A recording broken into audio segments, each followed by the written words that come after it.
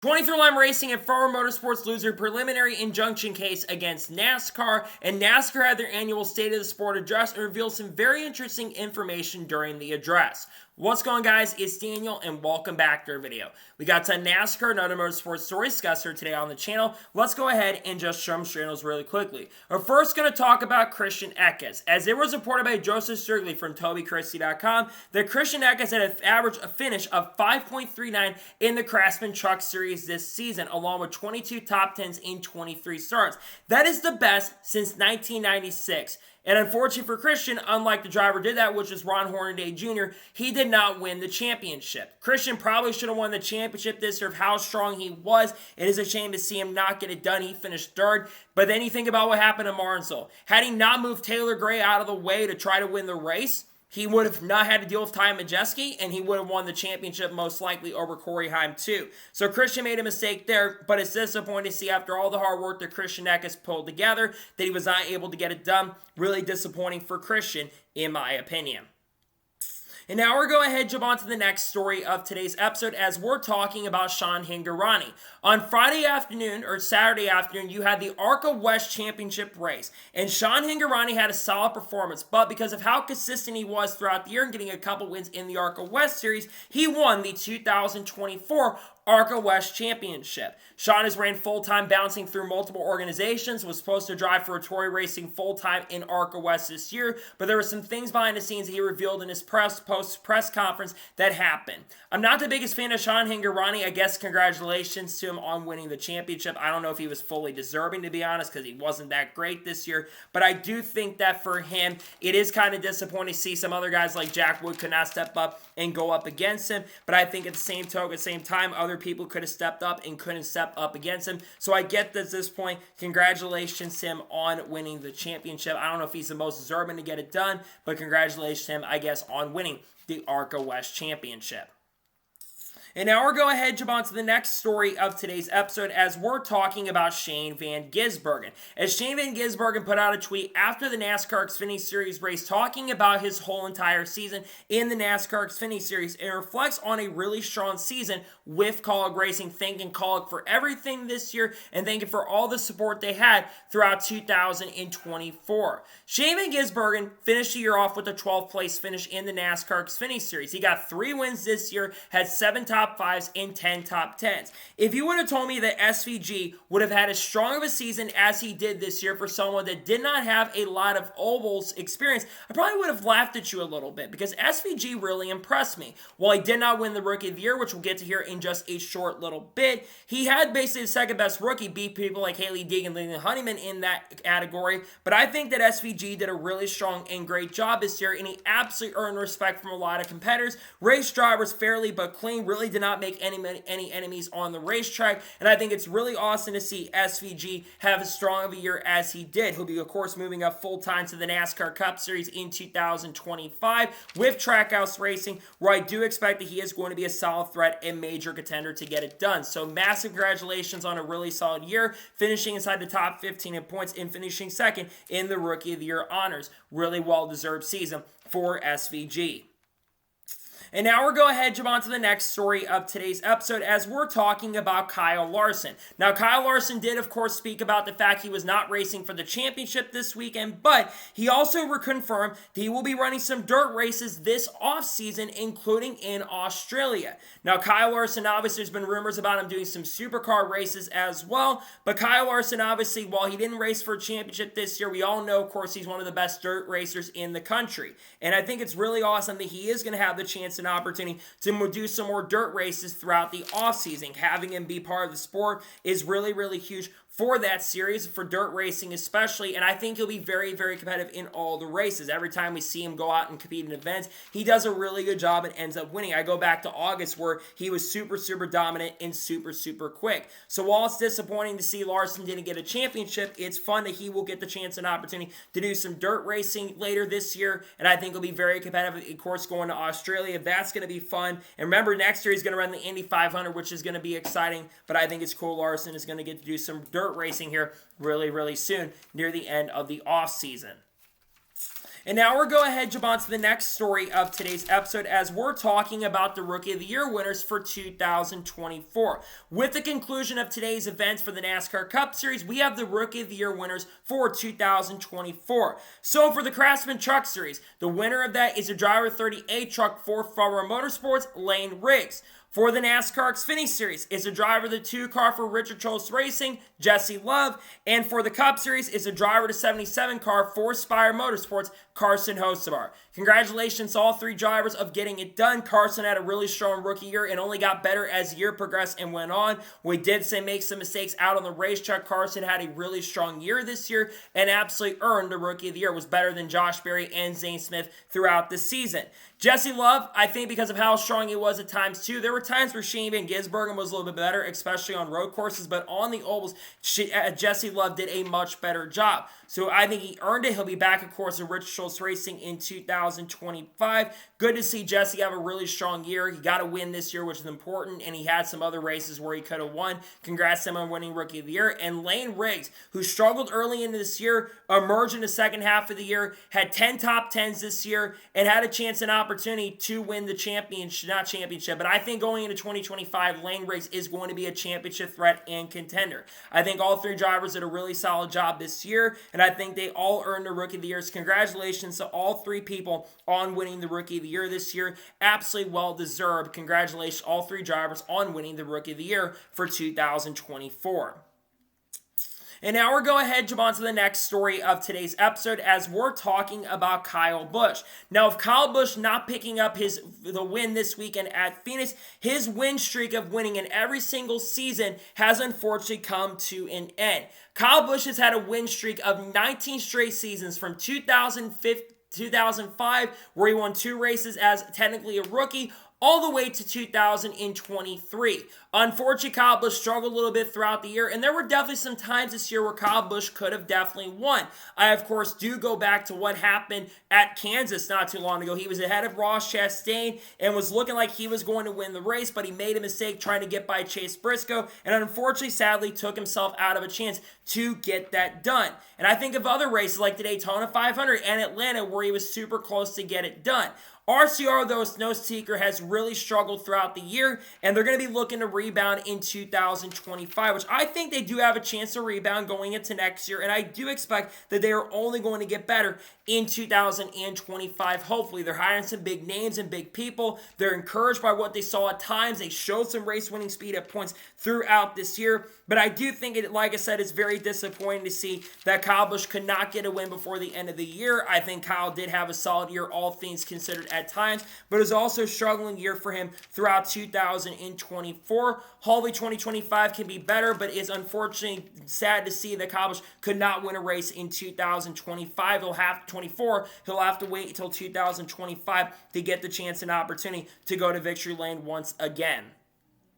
And now we're going ahead and jump on to the next story of today's episode as we're going to talk about Connor Zilisch. As it was reported by Chris Knight from CatchFence.com that Connor Zilisch said he was planning to run the Chili Bowl Nationals in 2025 and had the sponsorship lined up to run the event. However, he had to withdraw from the Chili Bowl Nationals because he was running the Rover 424 and had to focus on racing the Rolex 24. It would have been really awesome to see Connor Zilisch have the chance and opportunity to race in the Chili Bowl Nationals. Connor Zilisch is one of the best young prospects out there. He's won an Xfinity Series race up to this point, could have won a couple Truck Series races. He, of course, has won the Rolex 24 in the LMP2 class. Could have gone and won basically in Le Mans. I think he did compete in Le Mans, if I'm not mistaken, was super competitive. Won the 12-hour Sebring in the LMP2 class. Connor Zilisch is one of the best prospects out there. And I think it'd been really awesome to see him have the chance and opportunity to go and race and do the Chili Bowl. We've seen a lot of great drivers run the Chili Bowl. There is a chance that Kyle Busch could be running the Chili Bowl next year. And I think that he should have had a chance and opportunity to get it done. But at the same token, same time, we know how good he is in IMSA. And I really hope he gets a chance to run in the top class with GTP, but there's not a lot of GTP rides available. But if he got a chance to ride in the GTP class, I really think he can go out there and win the Rolex 24. I think he's that good of a driver and that great of a talent where I think he seriously get the chance and opportunity to get it done. So nonetheless, it's disappointing to see that he is going to be running the Chili Bowl. I hope it happens in 2026. If he, of course, wins the Rolex 24 again this upcoming year and goes back-to-back in LMP2, if he ends up racing there, I think that he should then change his mind and go and race in the other series, because I think running the Rolex 24 is a really big deal. But I think in going run a Chili Bowl, I think is even bigger, and I really hope he gets a chance and opportunity to do that, hopefully into 2026. And now we're going ahead, jump on to the next story of today's episode, as we're talking about NY Racing. Now, it was reported by the ARCA Park Start and Park count from Colby Evans, where he reports that NY Racing says on the radio that they are planning to come back and return in 2025. NY Racing has made select starts throughout the 2024 campaign in the Daytona 500, and they actually made quite a few starts throughout the 2024 season, mostly with JJ Yeley. A lot of people did not think that this organization was going to show up this year, but this has been the most involved they've been within the sport since probably 2014 or 2015. And it seems like, unlike previous times where they've attempted to come to NASCAR, it seems like NY Racing is trying to take it seriously. And that's a really good thing, in my opinion. Having basically an organization that could take things a lot more seriously, I think is really important for growth. And I really hope NY Racing in 2025 can run half the season, run as many races as possible. The open purses are expected to go up in 2025, which I think will really help their program if that's the case. I'd have to think they're going to call up JJ Yeley once again to run with the organization. Maybe they get Jeb Byrne. We'll talk about him here in just a short little bit or in the next episode. But I do think NY Racing should call some drivers up to run with the team. Like I said, maybe get JJ Yeley, who's done a really good job with the program. I really hope that's who they end up choosing to run this event next year with the teams. I do think he deserves another chance, and I think it's cool to see NY Racing's actually taking it seriously, and they are coming back to run next year in 2025. Really excited about that overall. And now we're going ahead, jump on to the next story of today's episode, as we're talking about Justin Allgaier. Now, if you watched the NASCAR Xfinity Series race a couple days ago, you saw the incredible comeback from Justin Allgaier. One of the most determined runs I have seen from Justin Allgaier in his whole entire NASCAR Xfinity Series career. Let's go back to the beginning of the weekend. On Friday during practice, Justin Allgaier got caught up in a crash from Brennan Poole, who basically had an oil leak or some sort of transmission issue. His car ended up blowing up. He ran into the oil and ran into the outside wall and got a ton of damage. He was very frustrated and mad, but Jim Pullman came in and calmed him down to keep him getting focused for the event. He started in the back and drove all the way from 38th up to around 6th position by the end of stage number 1. He then had a restart violation and then basically got other penalties as well, coming down pit road and speeding. And then he was a lap down and didn't get back on the lead lap.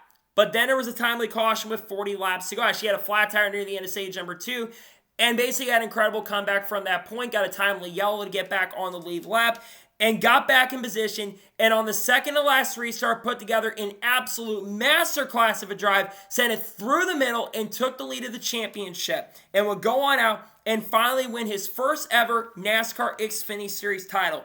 What an absolute incredible performance from Justin Allgaier, a well-deserved champion, one of the best in this sport. When I think of someone who's been in this sport, and I talk about this, I've been a fan of Justin Allgaier for a very long time. I went to Gateway back in 2010 in the NASCAR Xfinity Series with my family, and I think a lot of people were there rooting for Justin Allgaier. And I think he absolutely 100% earned this win and earned this championship. He did absolutely amazing. It was very awesome to see it get it done. It's a massive deal for him. Congratulations, of course, to Justin Allgaier on getting it done, winning the championship. It was incredible. It's amazing to see him get it done finally. Massive deal. Great to see him finally win his first ever championship after 7 years of trying and 7 years of frustration. Congratulations to him on finally winning the championship in the NASCAR Xfinity Series. Absolutely well earned and well deserved. And now we're going ahead, jump on to the next story of today's episode, as we're talking about the Long Beach Grand Prix. As it was reported by Adam Stern on Saturday evening that IndyCar and Long Beach GP are declining comment this weekend on whether they are negotiating about forming a new relationship. And it was just recently reported within the last hour or so that it seems like they are trying to form a new relationship going forward into the future. Now, recently, I believe Jerry Forsythe, who owned half of the Long Beach Grand Prix, had purchased up because there have been some talking conversations earlier this year that NASCAR was looking to potentially find a way into the Southern California market, with Auto Club no longer being an option at the moment, and it's sounding very likely that there will not be any racing at Auto Club, maybe ever again at this point. They were going to have to find an alternative to get to race in that area. And now it seemed like there was going to be a chance for that, for Jerry Forsythe bought it up. Now, if I'm IndyCar and the Long Beach Grand Prix, you cannot lose this event. The Long Beach Grand Prix has been a major staple for IndyCar and Champ Car for nearly 40 years at this point, and I think that it's very important that IndyCar finds a way to keep the Long Beach Grand Prix going forward, because I think NASCAR will have an opportunity, a chance to try to swoop it up. And I wouldn't blame NASCAR for trying to swoop it up, because NASCAR, like I said, have been in major talks and deep conversations about them doing this. But at the same time, I think a lot of IndyCar fans would be very disappointed in IndyCar if they did lose the Long Beach Grand Prix. So I'm really hoping at this point that they don't lose the Long Beach Grand Prix. I think that's super important for the IndyCar side of things. And if they could find a way to form this relationship and get everything set up going forward, I think that would be very successful for everybody involved. So I hope this ends up being the case where they get everything sorted out and straightened up so the Long Beach Grand Prix can stay in the IndyCar side of things. We hope they get it figured out really, really soon, and I hope the Long Beach Grand Prix can stick around. If not, I think it's going to be very unfortunate if things end up going wrong for it. Let's really hope and pray that they don't lose the Long Beach Grand Prix and they can stick around going into the future. And now we'll go ahead and jump on to the next story of today's episode, as we're talking about Xfinity. As it was confirmed during the State of Sport address that we're going to talk about in just a little bit, that Xfinity will return as a title partner for the NASCAR Xfinity Series in 2025. It's unknown the details past the 2025 year if they're going to return as a title sponsor in 2026, but after months of negotiating, they are officially back in 2025. This is really, really good news here. If you've been paying attention to the news over the course of the last week or so, you probably have seen the news that there have been some rumors about Xfinity potentially leaving. No one knew what was potentially going to be the branding they were going to bring in, maybe Busch, or they maybe just do the Grand National Series like they did back in the day. But we won't have to worry about that, because it's good to see that Xfinity will be coming back in the 2025 year for the secondary series. Xfinity has been a major staple, despite the fact that they're kind of leaving the Comcast stuff to go over to the CW next year, which I still don't know what the broadcast partners are going to be looking like for next year at this time.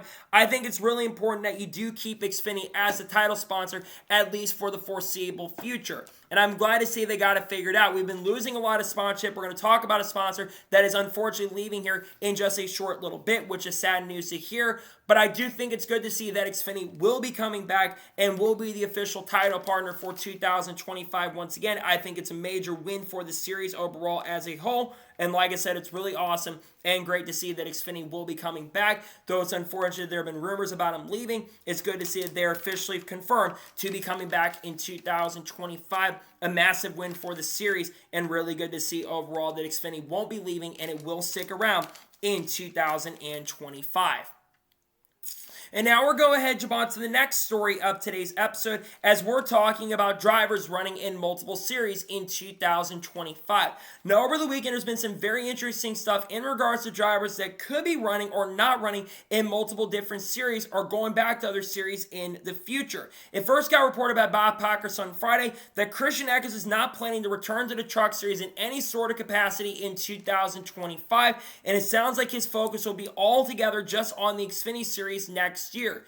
There have been some talk and conversations about Christian Eckes maybe making some Select Cup Series starts in 2025, but Chris Rice did say this back during the Darlington Throwback Weekend when it got announced that Christian Eckes was going to be going to Kaulig Racing, that Christian is not going to be focused on moving to other series next year. It would be cool to see him come to a team like Spire Motorsports and run it, but it sounds like at this point that is not going to be the case at all for 2025. As 2025 begins now, the full focus is going to be on trying to win the Xfinity title and get Kaulig Racing their first ever Xfinity Series championship, which they've been close a couple times, including this year. We'll see if they can end up getting it done.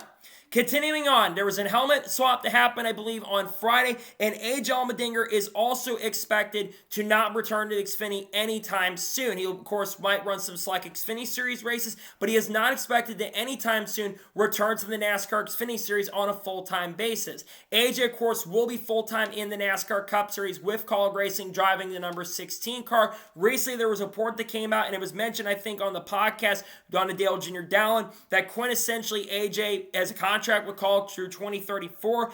They do have Ty Norris over there now, so sponsorship isn't going to be a massive issue for the team going forward. So I do think that's going to help him stick around with the team for at least the foreseeable future. I do think AJ Allmendinger will be back with this program and sticking around for many, many years to come.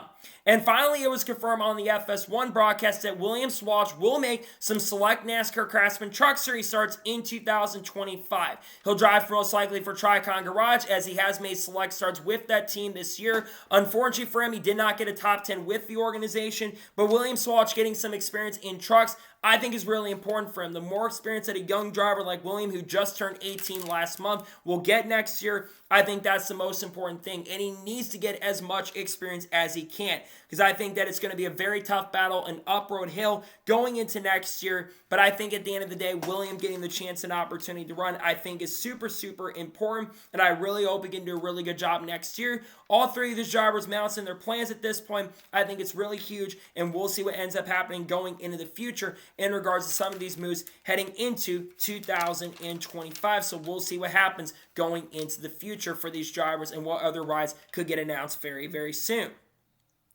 And now we're going ahead, jump on to the next story of today's episode, as we're talking about Parker Reslev and Jeb Burton. Now, if you're on social media on Saturday morning and afternoon, you probably saw the post from Jordan Anderson Racing, and they were kind of a little bit mystic, it seemed like. But they were kind of thanking both their drivers, Parker Reslev and Jeb Burton, on what they've done for Jordan Anderson Racing over the last 2 years.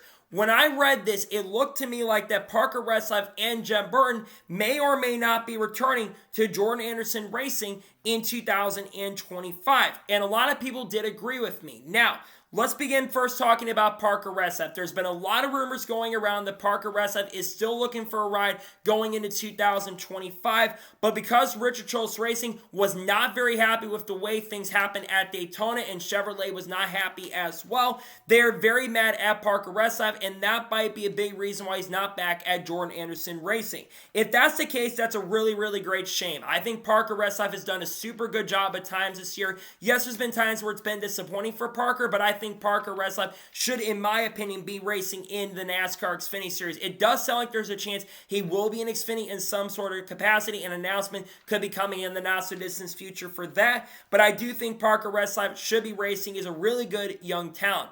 As for Jeb Burton, Jeb was asked, are you going to be in Cup next year? I think Jeb put an eye emoji out very recently, so Jeb might be in the Cup Series next year, but also might be, of course, in the NASCAR Xfinity Series in 2025 once again.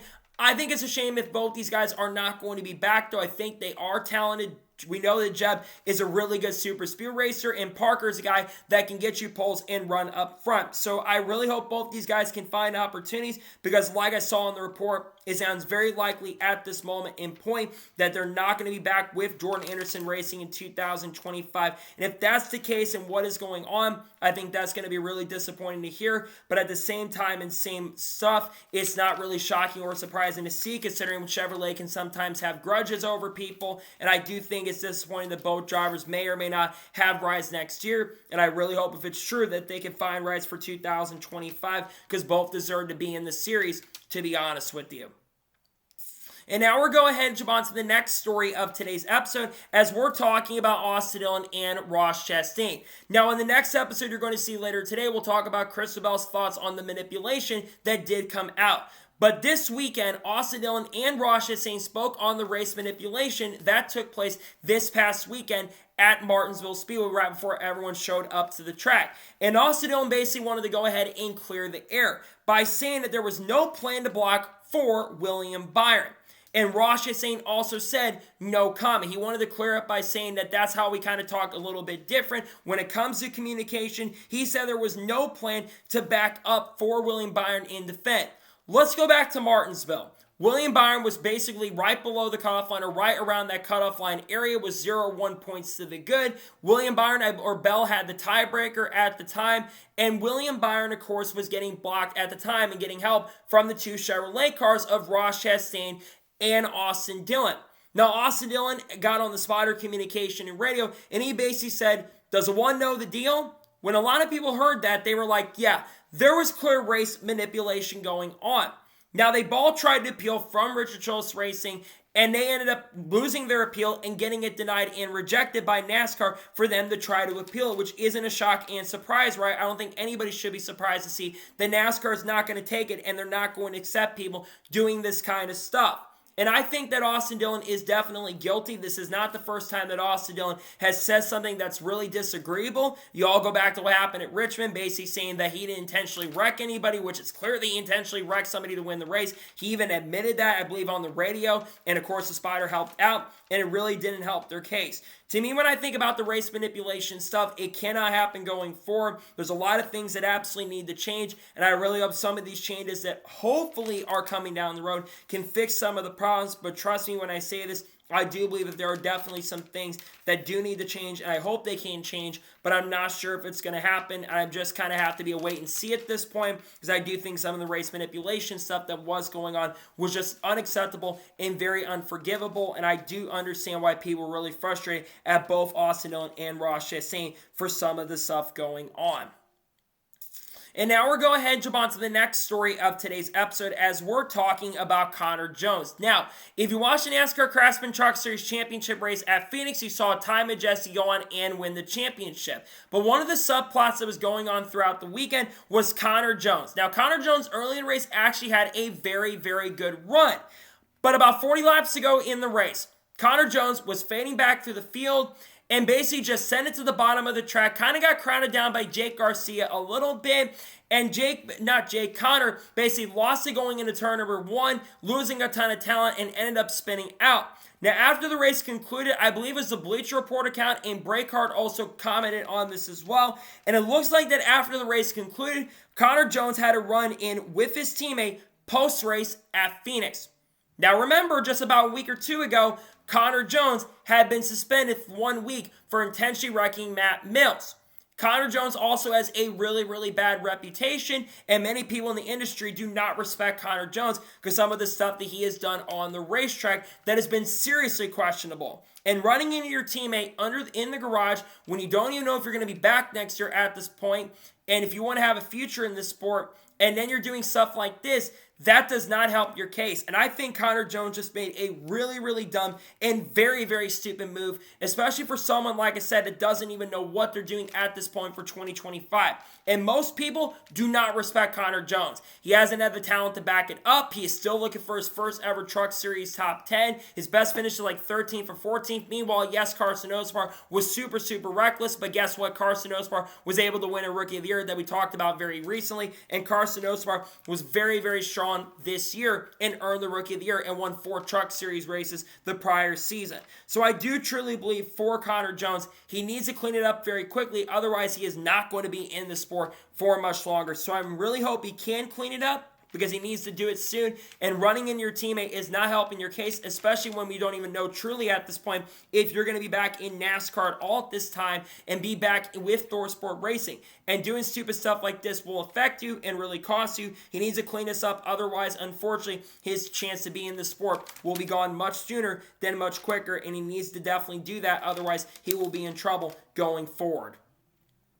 And now we're going ahead and jump on to the next story of today's episode, as we're doing a little bit of a silly season update. Now, throughout the weekend, multiple people from the front stretch group, including Steven Stump and Brian Nolan, were basically interviewing drivers in regards to what certain drivers' plans are going into 2025. And there were some very interesting quotes that came out from all these drivers they interviewed that didn't have a major storyline. Let's first begin by talking about Andres Perez. Now, Andres Perez drove the 04 truck for Roper Racing. He kind of talked about the fact he was getting an opportunity to drive for Roper Racing, and he said he's very close to announcing his 2025 plans.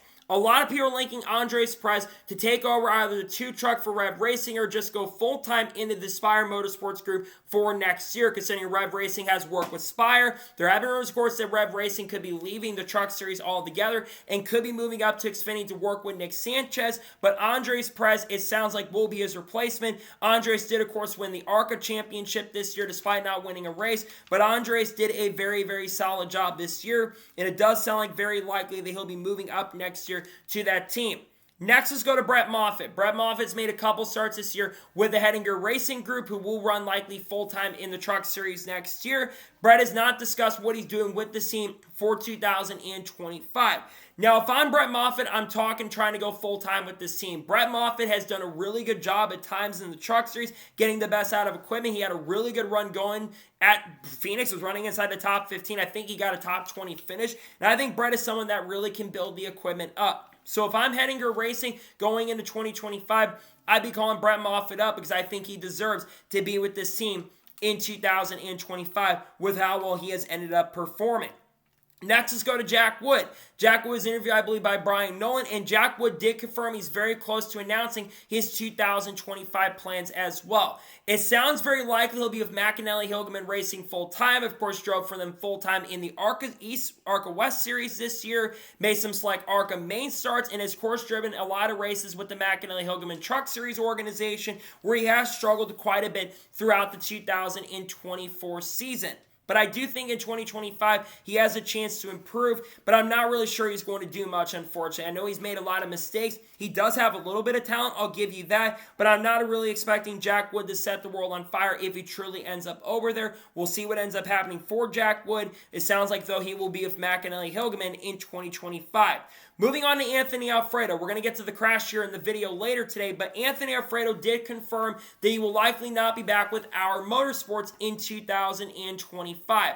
Anthony had a solid year with this organization, but if it's true that he won't be back with our Motorsports, that is going to be a great shame. Anthony, of course, got the Dash for Cash win earlier in the year and did have a really strong year at points, qualified up front at times, and had some legit good pace and speed throughout the year.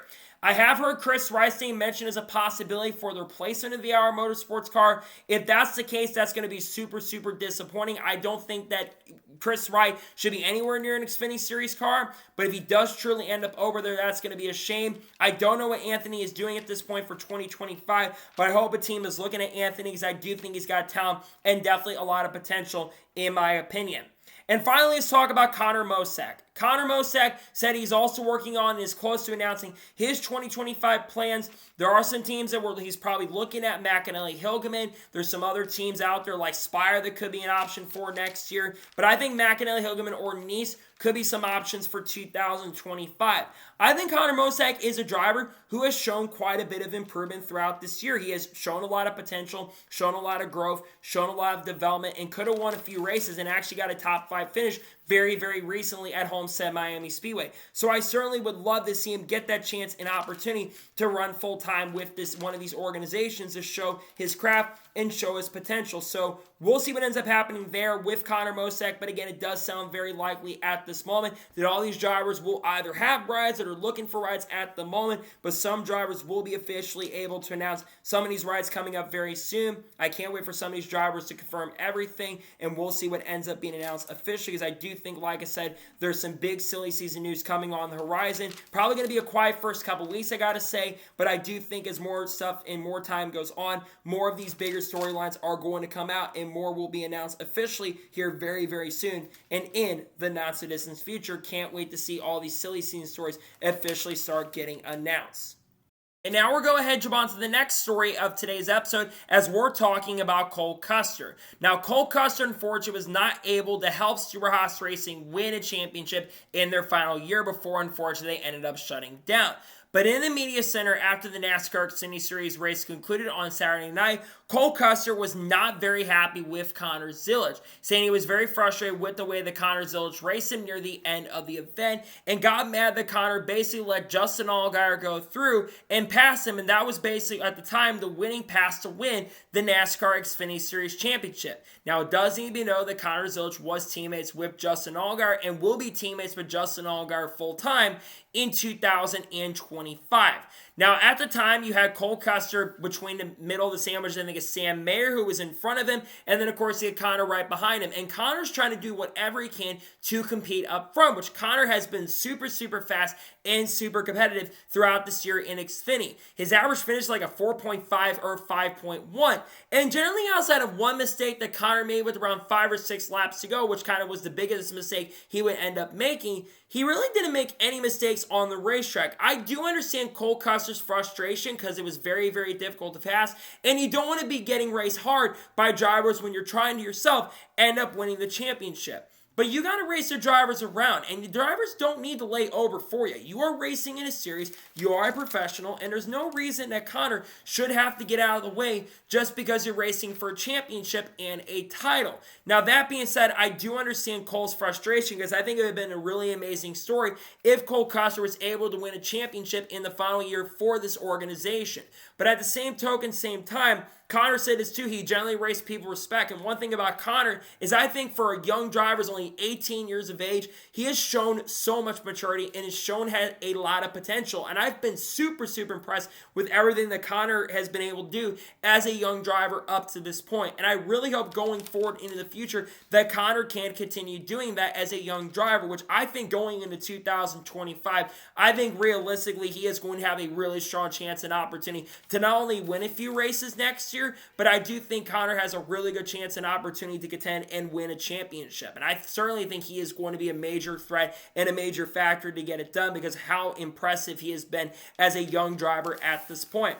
So I only expect him to get better, and I do think that Cole Custer will be a major threat and serious contender to get it done next year. I understand Cole's frustration again, but at the same token, same time, I really don't think Cole should be really mad and angry at Connor for racing him because that's what you're supposed to do. You're supposed to race in this series. He shouldn't have to get out of the way for you completely. I get that you want to be race fair and square, but I think he did race fair and square personally, and I really don't think Connor fully did anything wrong. I just think Cole's kind of having sour grapes a little bit, but then again, he's moving up the cup while Connor is staying up in Xfinity in 2025.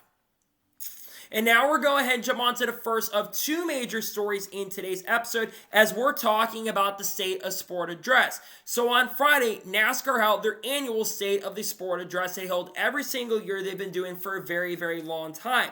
And there were a lot of very interesting quotes and comments that NASCAR spoke on that we're going to go throughout this. So Steve Phelps basically started off in the beginning by saying that everyone deserves to be there that was in the championship four that ended up making. They said they played by the format and they ended up playing by the rules. Now, in the current format that NASCAR has, you can definitely say, yes, I guess you can definitely say that. But when the champion of your sport for this year ends up having a 17.1 average finish, which is objectively the worst average finish of any driver that made the playoffs. Meanwhile, you had Kyle Larson, Chase Elliott, and Christopher Bell, who were objectively better this season than Joey Logano, who won the title, and probably the other three drivers who made the championship four. You then got yourselves a little bit of a problem. Trust me, though, we'll get to talking about the playoffs here very, very soon. Now, NASCAR did say they were not going to be taking any questions on charters. They did say that they're uncertain what's going to happen with the Stewart-Haas Racing charters and basically the sale of those charters. Obviously, with the 2311 and front row sale that is supposed to happen, where, of course, the lawsuit's going on and them getting denied preliminary injunction, they were not taking questions in regards to that, talking about charters and charter money. I think they did confirm earlier this week, though, that they're going to be getting 15% of basically the money from the charter agreement, which they did confirm that during that. So I guess they were taking definitely some questions and answering that. But I'm really disappointed to see them not talk about the lawsuit going on fully, which I'm not surprised fully, but I think it'd been really interesting if they could have talked a little bit about that. They then said that the next-gen car has been a huge positive for the sport. They said, basically, we've had 18 or 19 different winners, and they basically said there's been a lot of winners in the sport.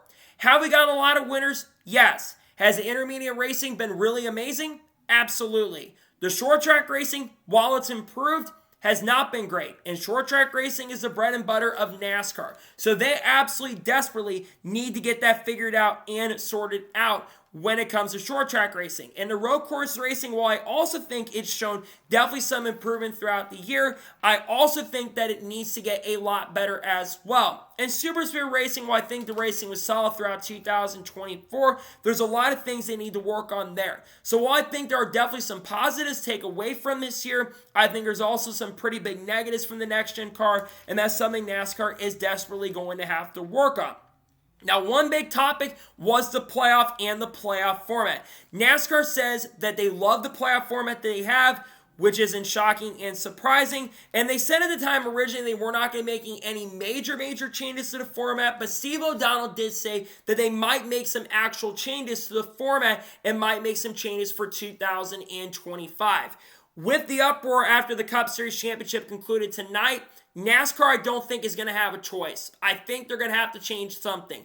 I understand they like the system and they're not going to bash the system or anything, but you have got to change this format. The playoff format is just not good in my opinion. It's not good to determine a champion. I do like that it emphasizes winning, but I do think that you could have just awarded more points to a driver. I think you reduce the amount of drivers that make the playoffs, and number two, you get rid of winning you're in and you stop having one race to determine a champion. That is one thing I would do with this current format. I don't think a driver should be able to be guaranteed in the championship. I'm sorry, a guy like Harrison Burton, no offense to him, who ran 35th most of the year and 35th of the points going into it, though he's improved recently, definitely should not have made the playoffs this year. They've got to change the playoffs. I really hope they do that very soon. Then Steve O'Donnell went on and said they were very pissed off about what happened at Martinsville when it ended up taking place, and they said that their plans to penalize the manufacturers going forward if manipulation happens once again. It's one of those things where I will say I'll believe it when I see it. Now, the fact they did have those conversations, I think, is a good sign. And I really hope that NASCAR does decide to penalize these manufacturers for getting involved. The manufacturers are a major reason why we saw a lot of the race manipulation that took place in Martinsville. And we cannot have that in the sport going forward if the sport is going to survive. So I definitely hope that he's right on that. And again, it's kind of like one of those things saying, I'll believe it when I see it, but I really do believe that they need to get this figured out. And I hope that there's a lot of penalties going forward. Drivers do need to be suspended that are involved in manipulation going forward. I wouldn't have been surprised if Bubba Wallace, Ross Chastain, or even Austin Dillon here involved probably should have been suspended at that point. But at the same time, there's upping the penalties at the point for that. I really hope they continue doing that when it comes to that. Continuing on, one of the things that got a lot of talking points was officiating. Steve O'Donnell says that NASCAR does not have an officiating issue. Now, he did say that a lot of other sports have officiating problems, and he's not entirely inaccurate when he said that there are officiating issues in other sports. But NASCAR, this is not true at all. They have got a major officiating problem in NASCAR currently at this moment. There's been so many blunders, so many mistakes. You go back to how Martinsville was handled with Bubba Wallace, Ross Chastain, all those people that are involved in Christopher and William Byron. You go back to the tire issue that happened with Kyle Busch with the tire coming off quintessentially. You go back to Indianapolis where Kyle Larson had the lead at going to the final lap. They had Ryan Preece there on the front of the stretch or the back stretch. He's clearly out of gas, not going. You had the stuff that happened at the Charlotte Roval with Parker Clearman with him leading the race, and then you had Lenny Honeyman get stuck under the track. You basically have had a major officiating problem, and there are a lot of things you need to do. Now, they did say they are going to try to make some changes going forward in that, but again, it's one of those things where I'll believe it when I see it. They have got to change things in regards to officiating. That is one key area where NASCAR has desperately failed, and they desperately need to get better on that. And they really need to fix that because officiating is one of the big things everybody's been talking about, and I really hope they can change it going forward because the officiating has been a massive issue, and I completely disagree with Steve O'Donnell on that. One thing that kind of became under the radar, they mentioned that Darlington, Charlotte, and Homestead and Las Vegas could potentially host a championship race as early as 2026. There has been a lot of talk about with Homestead moving to March that many people are theorizing and believe that there is a potential possibility that with how much time they're going to have, with there being 18 months till the end of 2026, that them moving Homestead to early in the year could be indication that they are trying to find a way to have Homestead as a season finale in 2026. And the president of Homestead Miami Speedway, the new guy that came in, Emilio De Cruz, I believe, who took over recently, they basically want to get the season finale once again. But I think that Darlington, Charlotte, and Vegas would be solid tracks as well. Having mile and a halves or really good tracks as season finales would be great. I think especially Las Vegas or even Kansas for that matter would be a really good season finale track. But I think Homestead would be perfect. But I think some of those other tracks mentioned would be a lot better than Phoenix. Let's just please move on from Phoenix though, because the racing in Phoenix has not been great. And finally, why I clicked on this video. Seatbelt says they are getting a lot closer to having a fourth manufacturer. They have said that they're looking to eventually want 5 manufacturers going forward, but they don't have anything official at this point, and they're still a few years down the road.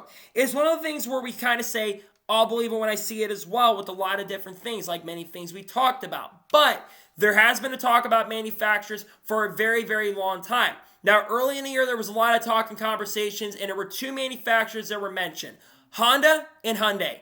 Honda's been the big one that everybody's been talking about. There's been rumors that Honda could leave IndyCar as early as 2026. Now, with the hybrid coming into play for IndyCar, could this mean they do stick around? That could certainly be a possibility, but if Honda's been really frustrated with IndyCar, they could jump ship and head over to NASCAR. That could certainly be one of the areas, and certainly definitely a pretty big possibility right there.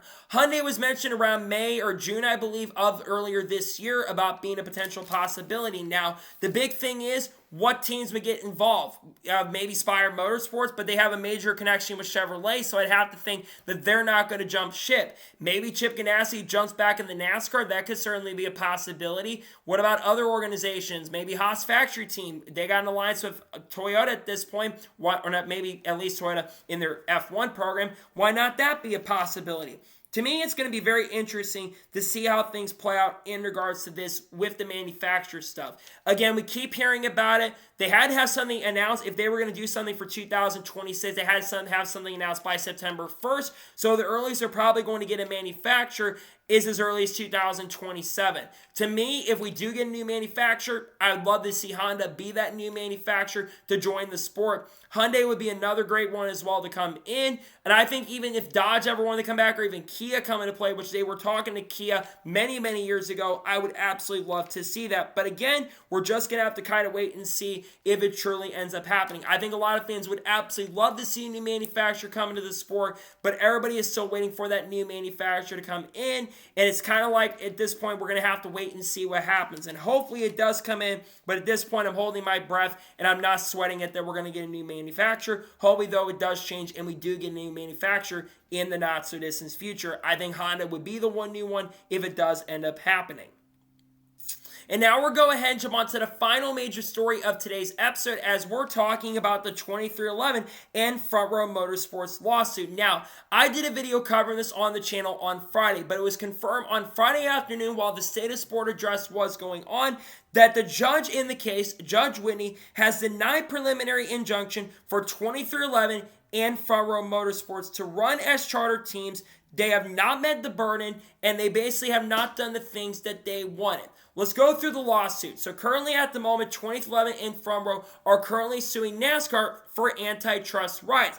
They have Jeffrey Kessler, who is currently involved with the lawsuit, working with them. They have been requesting preliminary injunction while the lawsuit is going on, and they basically want to get the preliminary injunction so they can compete as charter teams, because 2311 Front Row are the only 2 organizations, of course, that did not sign the new charter agreement coming in. And according to the charter agreement that has been sent out, they have basically been affected because of this. And even if they're an open team, which is something they were trying to remove with the antitrust stuff, that is one thing they wanted to get removed. Now, 2311 and Front Row basically did release a joint statement on Friday, basically saying that they are planning to appeal, and they are pleased that they'll be able to get some discovery done.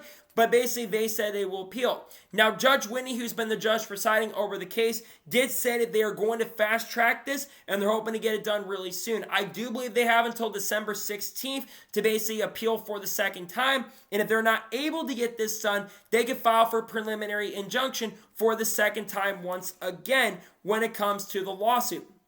So what does this mean for 2311 and Front Row Motorsports? Well, this means that they could run as open teams if they do lose the appeal.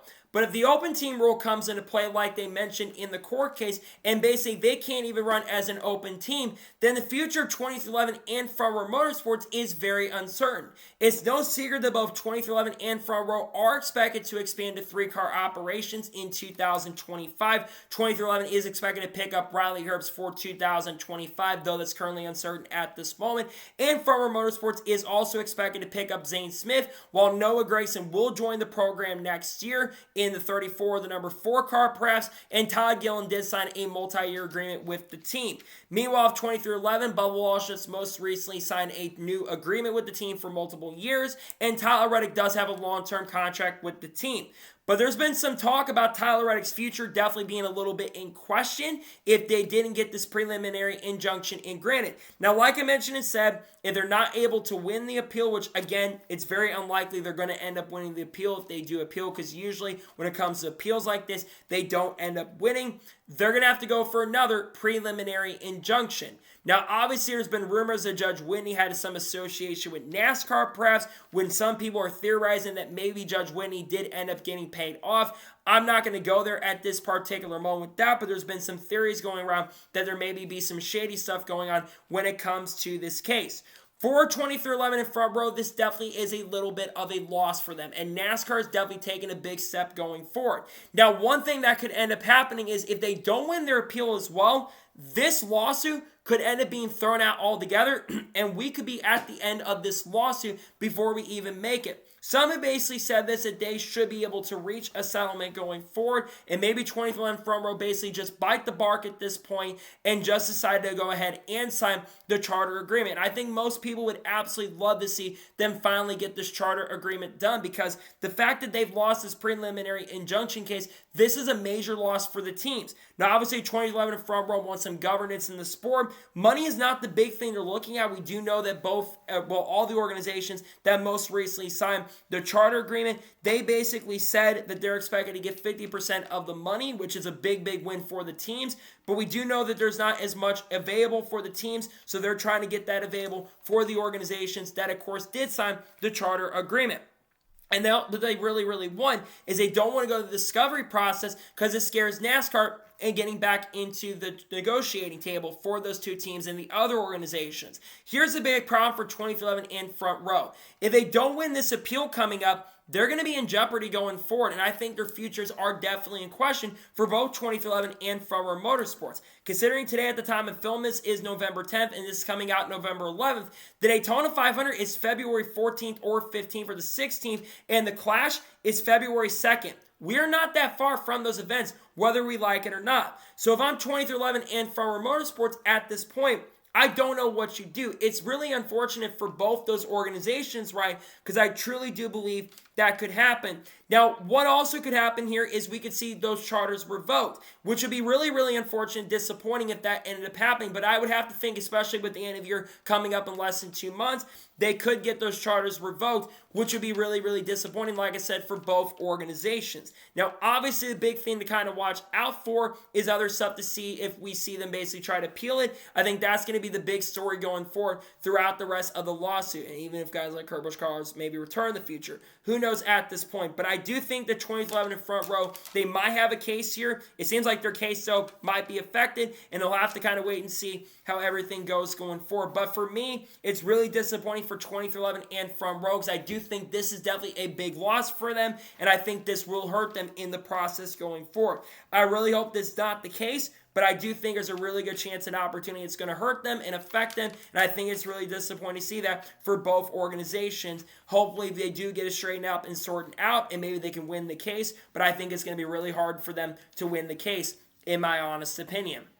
So, that is going to be today's long NASCAR news and motorsports news episode. I want to thank you guys for watching. Please subscribe to the channel, notifications on, so if I win a video, it does go live on my channel. Follow me on Facebook and Instagram, and support me on Patreon as well. Link description below that, and comment below your thoughts below on today's episode. What are your thoughts about the 2011 Front Row losing the preliminary injunction? Let me know your thoughts in the comments below. And what are your thoughts about other stories we talk about today on the channel, including the state of the sport address and a potential new manufacturer coming in?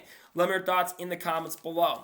Later today, you will see another NASCAR news video going off or all the other stuff I didn't cover on this video. Tomorrow, you're going to see a silly season update dropping most likely. Wednesday, most likely a NASCAR news video is going to be dropping. And then, of course, I will be doing the ranking of every single race from 2024. Got a lot of great content dropping this week on the channel that I cannot wait for you guys to check out over the course of the next couple days as we begin the off season. So anyways, like I said, I want to thank you guys for watching today's episode, and I'll see you guys next time for more great, awesome NASCAR content, other motorsports content on the channel like this. Take care, everybody.